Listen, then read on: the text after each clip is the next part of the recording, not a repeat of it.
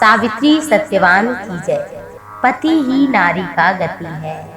जब तक संसार में नारी का पति जीवित रहता है तभी तक समाज में उसे सम्मान और इज्जत मिलती है। किसी नारी की शोभा उसके पति से है। उसका पति जब तक है तब तक ही उसके जीवन में सुख का अनुभव होता है। नारी चाहती है कि उसके पति की आयु लंबी हो, तो इसके लिए वट सावित्री व्रत कथा, इसकी महिमा आइए हम सभी श्रवण करते हैं। वट वृक्ष के मूल में ब्रह्मा, मध्य में विष्णु तथा अग्र भाग में भगवान शिव का वास होता है। ये वृक्ष लंबे समय तक रहता है, इसलिए इसे अक्षय वट कहते हैं। अखंड सौभाग्य और पति की लंबी आयु के लिए ये व्रत किया जाता है। आइए हम सभी सुनते हैं वट वृक्ष की और माता सत्यवती सत्यवान की पावन कथा। वैसे नारी के पति के रहते ही सभी सुख है और शोभा को प्राप्त होती है, तो ऐसे माँ सावित्री जो अखंड सौभाग्य प्रदान करती हैं उनकी कथा श्रवण करें। वट सावित्री व्रत कथा। बात है मद्र नरेश की। मद्र देश में एक अश्वपति नाम के बड़े धर्मात्मा राजा राज्य करते थे, लेकिन उन्हें कोई संतान नहीं थी। संतान के प्राप्ति के लिए यज्ञ करवाया।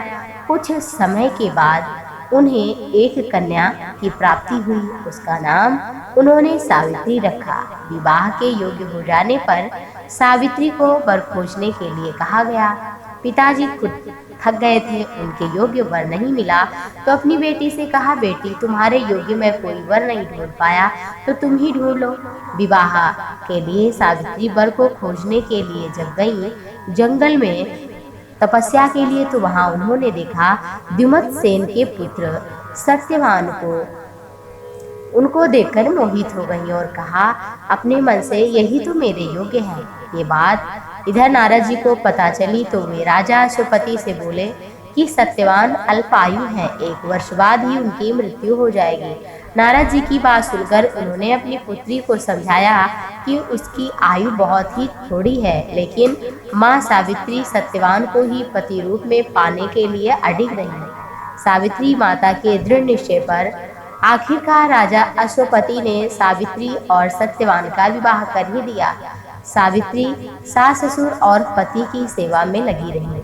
नारद जी को मृत्यु के बारे में पता था और बता भी दिया था नारद जी ने, तो उस दिन सावित्री भी सत्यवान के साथ साथ वन को चली गई। वन में सत्यवान पेड़ पर जब लकड़ी लेने के लिए गए तो उनके सिर में असहनीय पीड़ा दर्द होने लगा। वो सावित्री के गोद में उतरकर आए और अपना सिर रख करके लेट गए।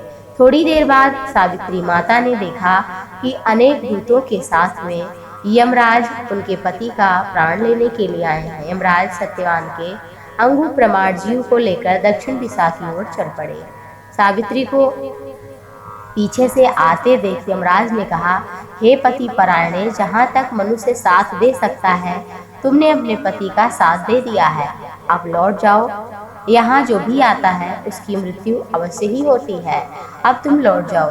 सावित्री ने कहा, जहाँ तक मेरे पति जाएंगे वहाँ तक मुझे जाना होगा, यही सनातन सत्य है।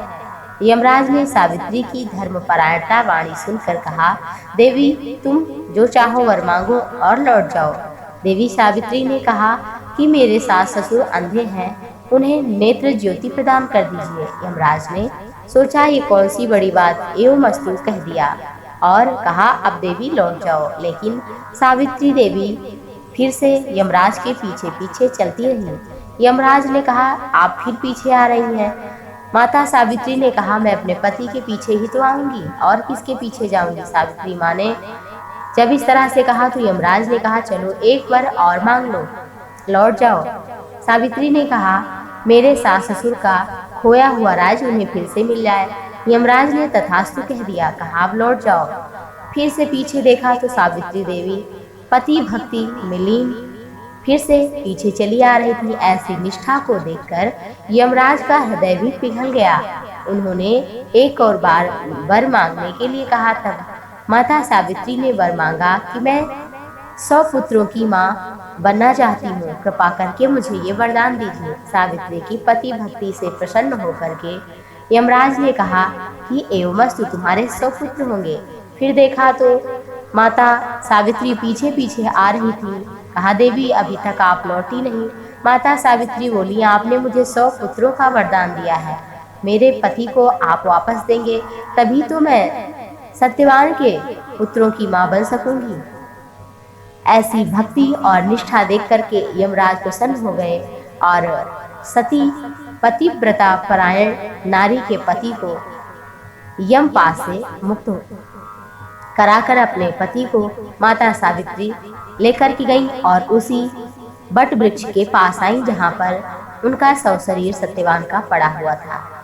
तभी से बट वृक्ष की पूजा की जाने लगी, क्योंकि सत्यवान उसी वृक्ष के नीचे पुनः जीवित हुए थे और उनके माता पिता को नेत्र मिला, उनका खोया हुआ राज्य मिला और पति का प्राण भी वापस आ गया। इस तरह से जो भी बट वृक्ष की बट सावित्री की पूजा करता है, उनकी कथा श्रवण करता है, जो भी नारी, उनका अखंड सौभाग्य होता है, पति की लंबी आयु और निरोगता प्राप्त होती है, पति के प्रति प्रेम बना रहता है।